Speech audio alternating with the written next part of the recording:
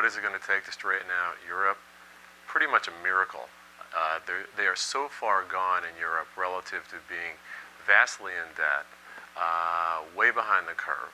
The banks are basically insolvent, and the countries cannot get financing for their debt. The only thing that can help here is a massive devaluation of the currencies if you want to avoid utter deflationary collapse. So that's what's going on in Europe.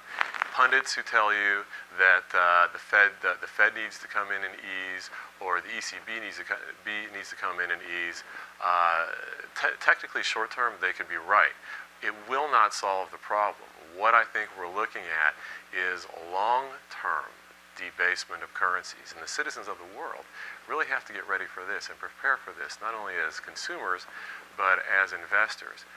We expect long-term high inflation for perhaps 5 to 10 years to rectify this problem, because as I've always said, governments repudiate their debt. They tend to repudiate their debt by devaluing the currency. They've got to pay it back in. So what's very interesting right now, you have a game of chicken, or a staring contest going on between central bankers and reality, in my opinion.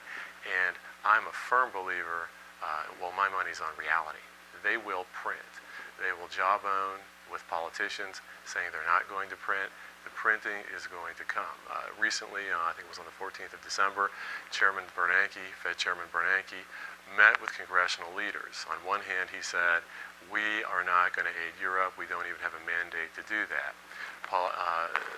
The Republican caucus, a few senators, including Senator Hatch, came out and basically, reiterated Bernanke's comments. I don't believe it at all.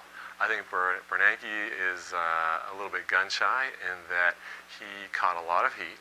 The Fed caught a lot of heat for writing or offering or giving several trillion in loans to European banks between 2007 and 2010. They did hide that information. They had to be audited by basically the government for the first time before that information is revealed. But we think undoubtedly this to me looks like a script. And politicians know that there's such an interconnectivity between the banking systems of Europe and the United States, and actually global. If you have a deflationary waterfall in Europe, I believe you will most definitely feel it in the United States. They have no choice but to print unless they want to go through a deflation. And central bankers and politicians, in my opinion, are petrified of deflation, because that means paying their debt back with dollars as money and credit contracts, with dollars which may be stronger. So we're at 15 trillion official debt in the United States. What happens if dollars collapse to their 1980 values? Maybe multiply 5 to 6 times in strength. What does that make paying the debt back like? 80 trillion? 100 trillion? That, in my opinion, will not be allowed to happen. So look for large-scale money printing, and I believe it has to come very soon. Otherwise, you're going to have a cascading waterfall of deflation and collapse in Europe.